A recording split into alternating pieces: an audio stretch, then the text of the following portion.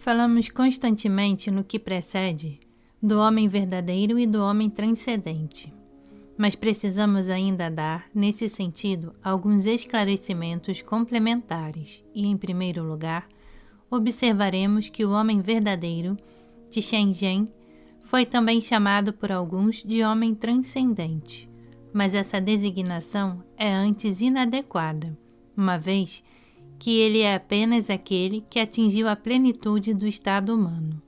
E só pode ser dito verdadeiramente transcendente o que está além desse estado. É por isso que convém reservar essa denominação de homem transcendente para aquele que se chamou às vezes homem divino, ou homem espiritual, Cheung-jen. Isto é, para aquele que, tendo chegado à realização total e à identidade suprema, não é mais, falando com exatidão, um homem no sentido individual dessa palavra, uma vez que ultrapassou a humanidade e está de todo liberto de suas condições específicas, tanto quanto de todas as outras condições limitativas de qualquer estado de existência que seja. Aquele tornou-se, portanto, verdadeiramente o homem universal, ao passo que não ocorre o mesmo com o homem verdadeiro, que é apenas idêntico, de fato, ao homem primordial. Pode-se, no entanto, dizer que este já é, pelo menos virtualmente, o homem universal, no sentido de que, desde que não tem mais de percorrer outros estados em modo distintivo, visto que passou da circunferência ao círculo, o estado humano deverá necessariamente ser para ele o estado central do ser total, embora não o seja ainda de modo efetivo. Correspondendo respectivamente ao termo dos mistérios maiores e ao dos mistérios menores, o homem transcendente e o homem verdadeiro são os dois mais elevados graus da hierarquia taoísta. Esta compreende, além disso, 3 outros graus inferiores àqueles, que representam naturalmente etapas contidas no curso dos mistérios menores, e que são na ordem descendente o homem da via, isto é, aquele que está na via, Tao-gen, o homem dotado, Chiu-gen, e finalmente o homem sábio, Chen-gen. Mais de uma sabedoria que, embora sendo algo mais do que a ciência, é, no entanto, apenas de ordem exterior.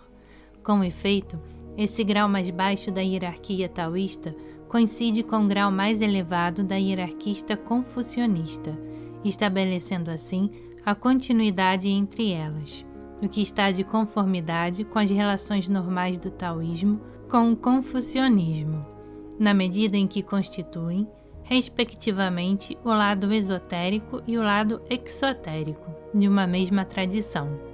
O primeiro tem assim seu ponto de partida, justamente onde o segundo se detém. A hierarquia confucionista, por seu turno, compreende 3 graus, que são, na ordem ascendente, o letrado, Chiu, o homem de ciência, Yen, e o sábio, Cheng. Diz-se o Chiu olha, quer dizer, toma como modelo, o Yen.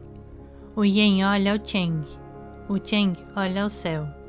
Pois, do ponto limite entre os dois domínios, exotérico e esotérico, onde o último se encontra colocado, tudo que está acima dele confunde-se, de algum modo, em sua perspectiva com o próprio céu. Esse último ponto é particularmente importante para nós, porque nos permite compreender como parece produzir-se às vezes certa confusão entre o papel do homem transcendente e o do homem verdadeiro. Não é apenas de fato porque dizíamos há pouco, esse último é virtualmente o que o primeiro é de fato, nem porque há, entre os mistérios menores e os mistérios maiores, certa correspondência, que representa no simbolismo hermético a analogia das operações que levam, respectivamente, a obra do branco e a obra do vermelho. Há nisso ainda algo mais. É que o único ponto do eixo que se situa no domínio do estado humano é o centro desse estado, de tal modo que, para quem não chegou a esse centro, o próprio eixo não é perceptível diretamente, mas apenas por esse ponto que é a sua marca, no plano representativo desse domínio. Isso equivale, noutras palavras, ao que já dissemos. que uma comunicação direta com os estados superiores do ser, efetuando-se segundo o eixo, só é possível do centro mesmo.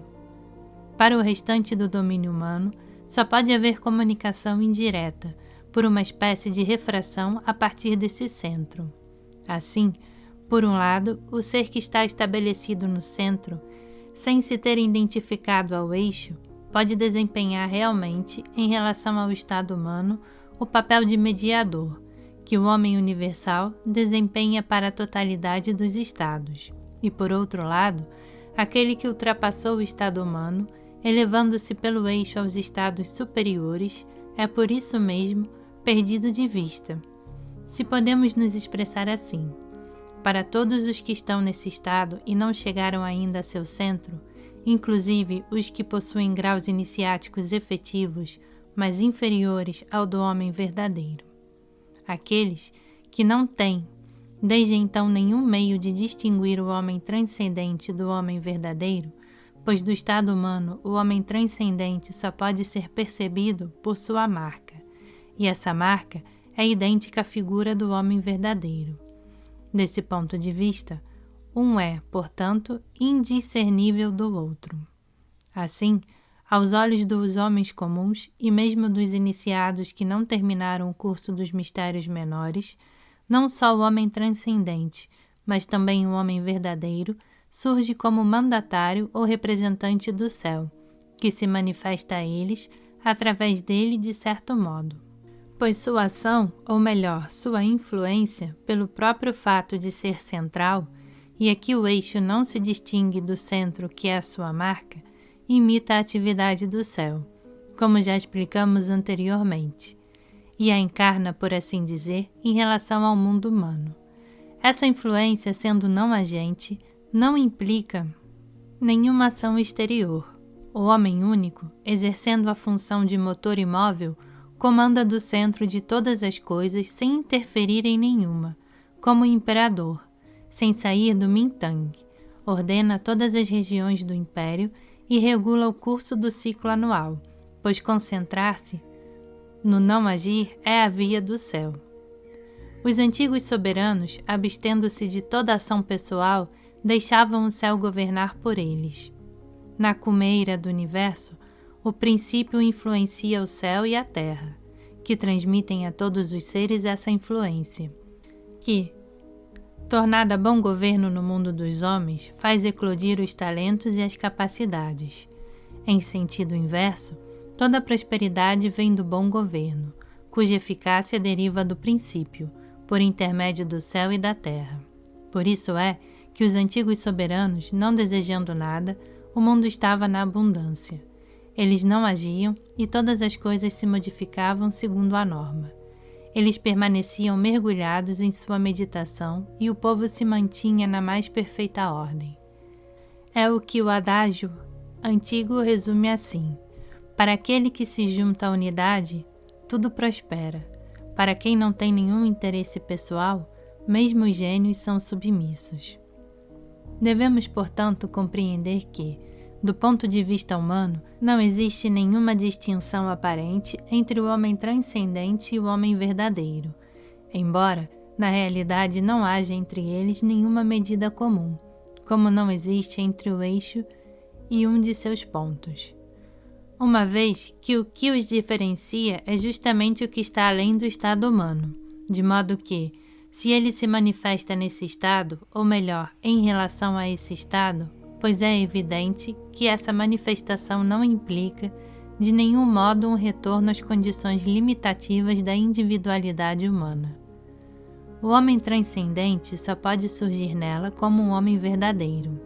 Não é certamente menos verdade que, entre o estado total e incondicionado, que é o do homem transcendente, idêntico ao homem universal, e um estado condicionado qualquer, individual ou supraindividual, por mais elevado que seja, não é possível nenhuma comparação, quando os consideramos tais quais são verdadeiramente em si mesmos.